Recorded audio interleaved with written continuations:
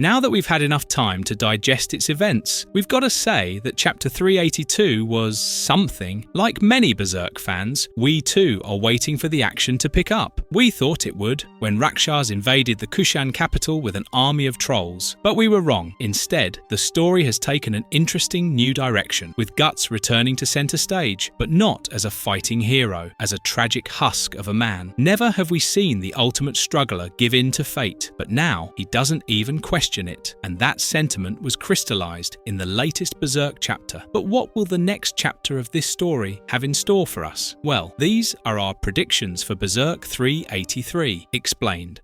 Silat's new strategy. First off, let us begin by pointing out that our breakdown of Chapter 382, which you can find on our channel, was based on the Spanish translation. The official English translation of Berserk 382 hasn't popped up anywhere so far, which means that certain things were quite literally lost in translation. The biggest difference we can pick up on is the fact that Daiba doesn't exactly say the end times are here when he catches Silat and Isidro following him. He says they're headed to the end of the world. But quite frankly, those two statements are symbiotic in nature, because the end of the world as we know it is where the end times begin. While Daiba was referring to the location of the stupa, we can interpret his statement in many ways, and the end times isn't too far off from his original meaning. We'll get back to the Wizard General in a few moments, but for now, let's talk about the guys he allowed to enter Forbidden Ground, Silat and Isidro. Both of them have had their own formative experiences with Guts. Silat was a man grown and set in his ways when he met the Black Swordsman in Chapter 41. He thought that his Eastern war arts and his unique weaponry would scare the hell out of anyone mad enough to take him on. At the very least, he was relying on the element of surprise that is to be expected when you whip out weapons no one has ever seen before. But Guts showed him that adaptability has nothing to do with weapon proficiency. And after Silat lost to him during his raid on the Cascaled Falcons, he realized that Guts went easy on him during the arms tournament.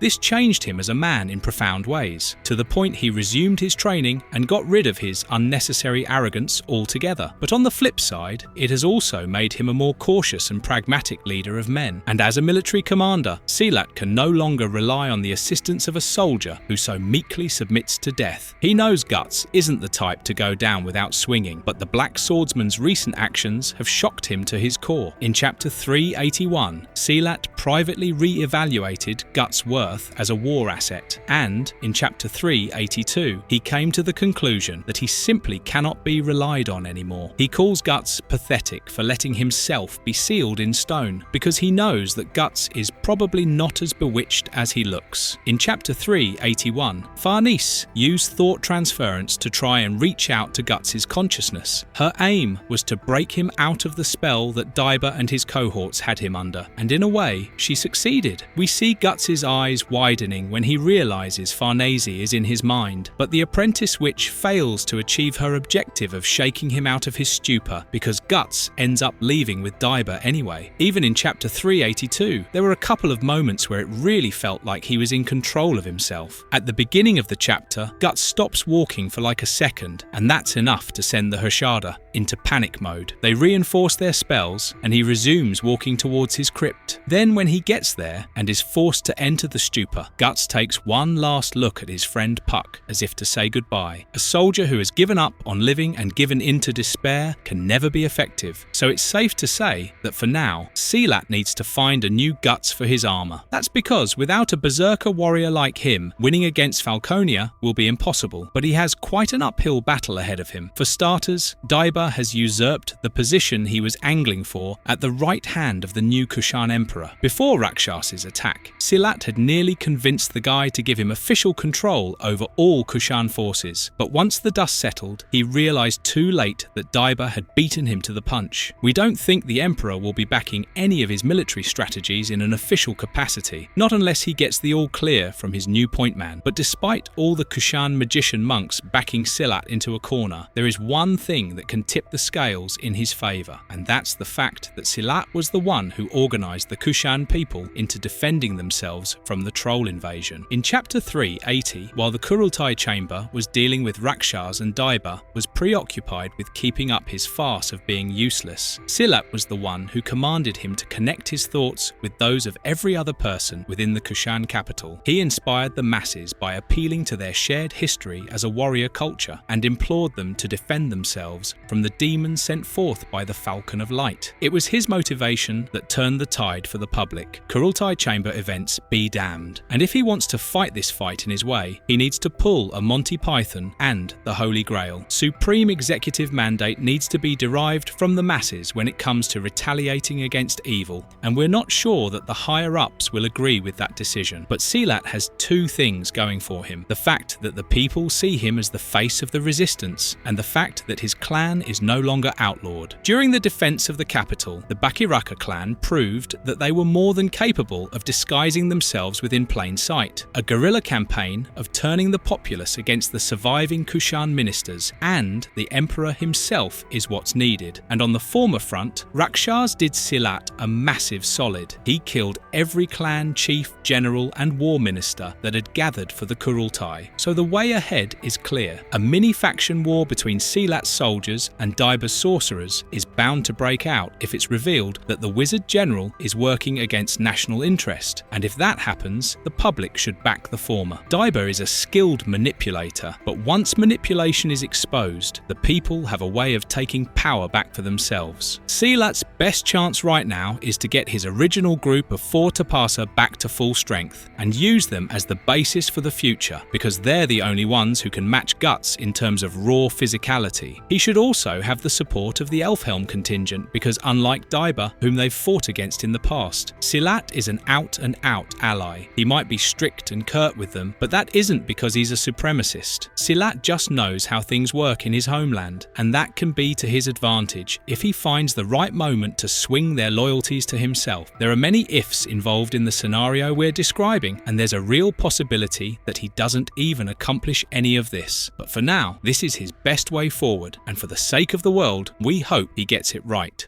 Daiba's next move. Let's get back to what we said about things getting lost in translation now, because funnily enough, that phrase describes Daiba's strategy perfectly. The Wizard General of Kushan has a way with words, no doubt about it. When Daiba speaks, you listen, because he commands your respect even if you don't know him. But the problem with that arises when you allow yourself to be so captivated by his charisma that you can never hear anything else. And that grey area is what we've seen Daiba manipulate on many occasions. When he lost to Guts, he tried talking his way out of a punishment he knew was coming his way. Daiba was aware that he had blundered by wasting all his makra and even the Kundalini in a battle with 2 men and a little girl. He might have saved his own skin if his overlord was anyone besides Emperor Ganishka, but because Ganishka knew him so well, he instantly zapped him with thunder the moment he heard the excuses rolling out of Daiba's mouth. Ganishka had spent enough time with the old wizard to know when he was lying, and he was the only person with the physical and astral power to keep him in line. With Ganishka gone and Silat being too respectful of Kushan tradition, Daiba has the perfect opportunity to manipulate things in his favour, and that's exactly what he's been doing since he came home. A lot of Berserk fans might be confused as to why he's working on imprisoning Guts instead of organising a defence against Griffith's forces, but that confusion stems from the assumption that Daiba intended to help Silat. It's true that if his original goal was to aid Griffith in his conquest, then he could have achieved that by staying in Falconia. But that means you guys have forgotten what his real ambition in life is. Daiba doesn't want to involve himself in the battle between good and evil. He doesn't want to be seen as a benevolent saviour or the second in command of a ruthless tyrant. What he wants is a kingdom where he's free to practice the arcane arts to his heart's desire. But at the end of the day, he's just one man. He would never be able to accomplish his goal if he stayed in Falconia, because for all his knowledge of the astral world, he is just one man. But by returning to the Kushan Empire, he has gained access to the Brahmin sorcerers of his homeland. And now, not only does he have an army of magi at his beck and call, he also has the confidence of the only place in the world that remains untouched by the Great Roar. When Daiba was giving his account of what transpired after Ganishka took sole charge of the Kushan Empire, he very conveniently left out his involvement in the Dread Emperor's schemes. He didn't inform anyone about the creation of the Daka, the Pishacha, or the man-made Behelit, instead choosing to blame everything on Ganishka's status as an apostle. Silat immediately picked up on this and moved the new Kushan emperor to give him command over their forces, and we all know how that played out. So now the question becomes, was Daiba just saving his own skin, or did he have another plan already in place? If you ask us, it's a combination of both, because had he told the Kurultai about his man-made Behelit, he'd have been admitting to using the same magic that the Falcon of Light uses, and in doing so, he could have very well become public enemy number one. His selective omission has put him in an extremely powerful position, and how he exercises his authority now is open to speculation. You could say that Daiba was getting guts out of the way and overwhelming Silat's authority to streamline the Kushan response to Falconia, but that is also purely speculative. He has given no indication that he wishes to assist the Empire in any way. Even his comments about the Magi of Elfhelm serve his interest, because if he is to establish a kingdom of arcana, he needs practitioners of the art form from all over the globe. Daiba has developed a keen interest in Western magic ever since his showdown with Guts, and we already know he's a guy who never speaks of what's truly in his mind. When he saw Shirka in chapter 376, his first thought was that the Elfhelm contingent's martial potential would be unfathomable under his command. He perceives them as Silat perceived Guts. To him, they're war assets, soldiers for his fight to establish a kingdom of magic. But where Silat knows and respects Guts and wants him to stand up and fight for his own, Daiba has no such compassion. Let's not forget that he propped up a brutal dictatorship that killed and enslaved thousands of men, women and children alike. The women in particular suffered through extremely gruesome conditions as they were turned into meat for the meat generator that was the man-made Behelit. He has defiled every single natural law to advance his arcane agenda. So do you still think that Daiba is doing all this to help the world? If you do, you're more optimistic than we are, because to us, it looks like he's getting rid of every obstacle that can stand in his path. Guts was his biggest obstacle, being the man who defeated him, despite the odds being in his favour. Daiba knows Silat can't become that powerful in the amount of time that's left until the inevitable happens. Now that he has accomplished his mission from the new emperor, there is nothing stopping him from taking full control of Kushan society, and we expect him to do just that. The Brahmins being on his side might seem insignificant to you, but ask yourself this: if every single father, abbot, priest and preacher of Christianity united behind a single leader and told each of their constituents to put their faith in said leader, what will happen to the social order? The Brahmins of India are divine conduits who have the sole authority to perform religious rituals. People from all other walks of life are supposed to listen to them and respect them, no matter how outrageous their claims might be. You all saw Silat ordering the Tapasa to open the stupa door in the last chapter, right? It feels illogical, seeing as Daiba was undercutting his authority just a day prior, but the caste system inherently doesn't make sense. Silat did what he did because that's what is expected of him. So now tell us, if every single Brahmin in the Kushan Empire unites behind Daiba and refuses to do anything that he hasn't commanded, what choice would the emperor or the people have? No choice. That's the answer you're looking for, which is why we fully expect him to go back to the capital and start spinning his webs again. Daiba's next move won't be in service of the Kushan or Falconia. It will be in service of his own ideals. And if he wants to achieve his goal, he must surely be aware of the fact that Falconia would be a safer bet to make. Griffith has demonstrated his tolerance for anyone who doesn't stand in his way. He offered Rickett his old job back because he isn't capable of caring for him like he used to anymore. All Griffith cares about is becoming king of the universe. So if he allows scores of Kushan sorcerers to settle on his land in exchange for their powers, that's a deal Daiba knows all too well. It's a deal he's made with Ganishka in the past, so we expect him to return to the capital, resume his deception, and open some sort of diplomatic channel with Falconia. This channel won't exactly be working to come to a mutual peace treaty, because by now Daiba should be aware that there is no peace Griffith will accept unless it's peace on his terms, and if that allows him to run his lab of arcana in solitude, he'd jump at the opportunity. We would keep our eye on him if we were you, because there is a lot that he isn't telling us. But this also brings us to our final prediction, which is